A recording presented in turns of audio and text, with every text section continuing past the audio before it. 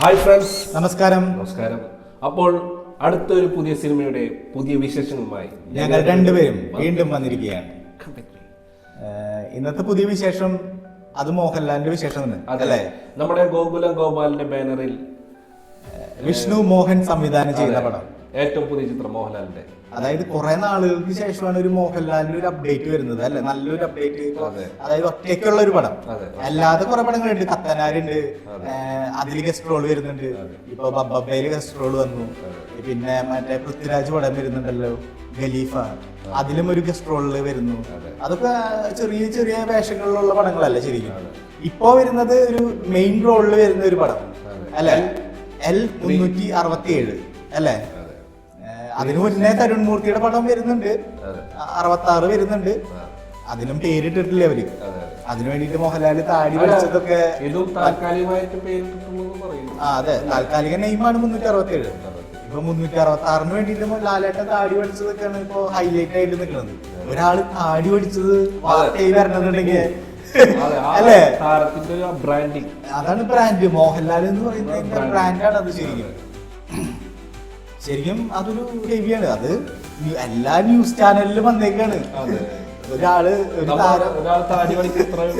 ഇത്ര വലിയ സംഭവമാണോ എന്നുള്ളത് ചിലപ്പോ മറ്റുള്ള ഭാഷകൾ ഇങ്ങനെ ആലോചിച്ച് ചിലപ്പോ ആലോചിക്കാം, ഒരാള് താടി പഠിക്കുന്ന ഇത്ര സംഭവമാണോ? പക്ഷെ മോഹൻലാല് താടി പഠിച്ചു കഴിഞ്ഞാൽ സംഭവമാണ്, അല്ലേ?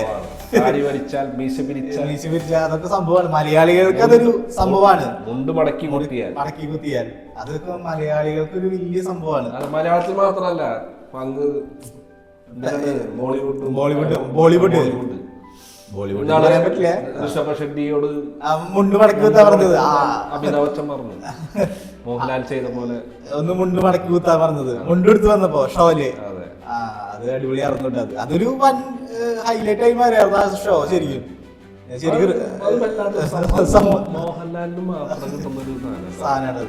അത് ഒരു ഓഡിയൻസ് ആണ് പറയണ്ടായിരുന്നെന്ന് തോന്നുന്നു, അല്ലേ? ഓഡിയൻസിൽ ഒരാൾ പറയാറുണ്ട് മോഹൻലാലിന്റെ പോലെ മുണ്ട് റിപ്പീറ്റ് ചെയ്തു ചെയ്ത് കാണിക്കാൻ പറഞ്ഞിട്ട്. ഒരാള് മുണ്ടൊക്കെ മടക്കി കുത്തി മീശയൊക്കെ വിരിച്ചു വരുന്ന ഋഷഭ് ഷെട്ടി, അല്ലെ? പക്ക ഒരു മോഹൻലാൽ ഫാനാണെന്ന് അതിൽ നിന്ന് തന്നെ നമുക്ക് മനസ്സിലാവൂല ശരിക്കും. അത് മോഹൻലാൽ ആനയെ പോലെ, ആന നടന്നാൽ ചെരിഞ്ഞാൽ ഒക്കെ ലുക്ക് എന്ന് പറഞ്ഞ പോലെയാണ്. അതൊരു മോഹൻലാലാണ്, ഒരേ ഒരു മോഹൻലാൽ. ചന്തം എന്ന് പറയുന്ന പോലെ നമുക്ക് കാത്തിരിക്കാം.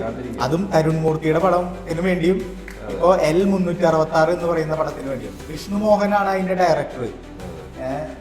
രജനിയും അദ്ദേഹം തന്നെയാണ് ചെയ്യുന്നത്. ജോമോൻ ടി ജോണാണെന്ന് തോന്നുന്നു അതിന്റെ ഛായാഗ്രഹണം നിർവഹിക്കുന്നത്. പുതിയ അപ്ഡേറ്റുകൾ വരാനിരിക്കുന്നതേ ഉള്ളൂ. ഹെവി സാങ്കേതിക വിദ്യകളാണ് ഈ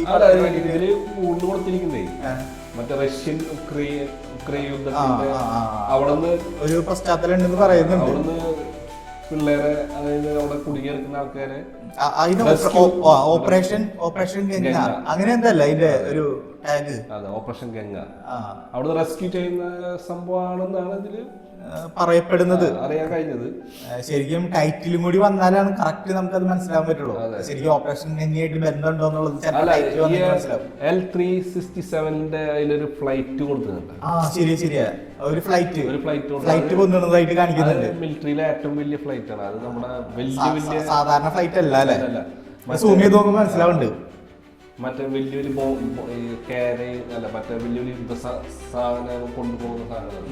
അപ്പൊ അതില് വൻ ആൾക്കാരെ കുട്ടി നഷ്ട കൊണ്ടുവരാനുള്ള ഫ്ലൈറ്റ് അല്ല. ശരിയാ. അതും ഒരു ടോപ്പ് ആംഗിളിലുള്ള ഒരു പോസ്റ്ററാണ് ശരിക്കും, അല്ലേ? അതിൽ നിന്ന് തന്നെ ഒരു ഫ്ലൈറ്റ് എന്ന ഒരു ഫീൽ ചെയ്യുന്നത്. അല്ലേ? ഒരു വണ്ടി മാത്രം സെപ്പറേറ്റ് ഒരു വഴിയിലൂടെ, മറ്റുള്ള വണ്ടികളൊക്കെ വേറെ ട്രാഫിക്കിൽ വിട്ട് കിടക്കുന്നു, അല്ലേ? അങ്ങനത്തെ ഒരു ഫീലല്ലേ കിട്ടുന്നത്. അടുത്ത അപ്ഡേറ്റുകൾക്ക് വേണ്ടി കാത്തിരുന്ന് കാണാം. എന്തായാലും ഇനി അപ്ഡേറ്റുകൾ വരാനിരിക്കുന്നേ ഉള്ളൂ. കാരണം ഇപ്പോ മോഹൻലാലിന്റെ തരുൺ മൂർത്തിയുടെ പടങ്ങളുടെ അപ്ഡേറ്റിന് ശേഷമായിരിക്കും ഇതൊക്കെ വരാൻ ഉണ്ടാവുള്ളൂ, അല്ലേ? കാരണം ഗോകുലം ഗോപാലിന്റെ ഒരുപാട് പടങ്ങളാണ്. ഇപ്പൊ ഒറ്റക്കൊമ്പൻ, അത് സുരേഷ് ഗോപിയുടെ പടം. അതൊരു മാസ് പരിപാടിയാണെന്ന് പറയുന്നുണ്ട്. അതില് മോഹൻലാൽ ഒരു ഗസ്റ്റ് റോൾ ഉണ്ടെന്ന് പറയപ്പെടുന്നു. കേട്ടില്ലേ? പിന്നെ കത്തനാരിലും വരുന്ന കത്തനാരൊക്കെ എല്ലാരും പ്രതീക്ഷിക്കുന്ന പടങ്ങളാണ്. അതെ, അതൊരു ഗംഭീര പടമായിരിക്കും.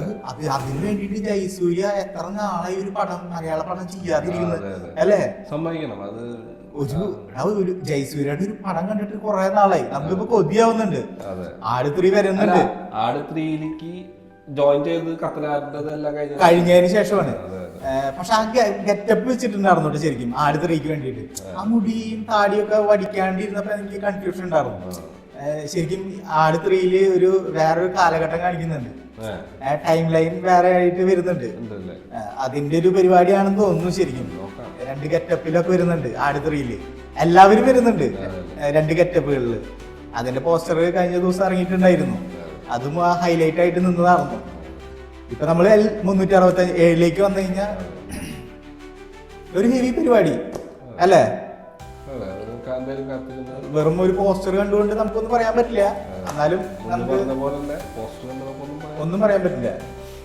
നല്ലൊരു പടമായിട്ട് ഇരിക്കട്ടെ എന്നൊരു ആഗ്രഹിക്കാം അല്ലേ? മേപ്പടിയാന്റെ സംവിധായകനൊക്കെയാണ്. നല്ലൊരു ഡയറക്ടർ ആയിരിക്കട്ടെ അല്ല, നല്ല ഡയറക്ടറിൽ നിന്ന് നല്ലൊരു പ്രൊഡക്റ്റ് വരട്ടെ അല്ലേ? പടമാണ് അത്. അതൊരു നല്ല പടമായിരുന്നു കേട്ടോ, കുഴപ്പമില്ലാത്തൊരു നല്ലൊരു ചിത്രം. കൊള്ളാം. അപ്പോ നമുക്ക് അടുത്ത വിശേഷങ്ങളായിട്ട് വരാം. അതല്ലേ? അടുത്ത വിശേഷങ്ങളുമായി കാണുന്നത് വരെ ബൈ ബൈ.